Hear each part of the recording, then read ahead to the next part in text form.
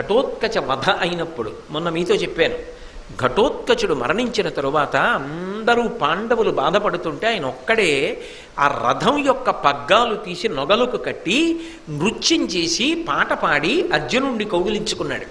బావా, ఏమైనా బాగుందా? మా వాళ్ళందరూ ఏడుస్తూ ఉంటే నువ్వు ఇదే చేయవలసిన పని? నీ పెద్దరికానికి తగిన బుద్ధే, తగిన ప్రవర్తనే అని అడిగాడు అర్జునుడు. అడిగితే కృష్ణ పరమాత్మ ఒక మాట చెప్పాడు. ఈ ఘటోత్కచుడు పరమ భయంకరుడు, ధర్మవిరుద్ధమైన స్వభావం ఉన్నవాడు. ఇవాళ మీ మీద ఉన్నటువంటి ప్రేమ చేత మిమ్మల్ని అనువర్తించాడు తప్ప రేపొద్దున్న ఇతను కానీ సహజమైన స్వభావము చేత ధర్మమునకు వ్యతిరేకంగానే నిలబడతాడు ఒక రోజున. ఆ రోజున రావణుడితో సమానుడైన ఇతన్ని చంపడం నా కర్తవ్యమవుతుంది. అందుకని ఇతను మరణించడం, అందున కర్ణుడి దగ్గర ఉన్న శక్తి అన్న అస్త్రం చేత చచ్చిపోవడం నీకు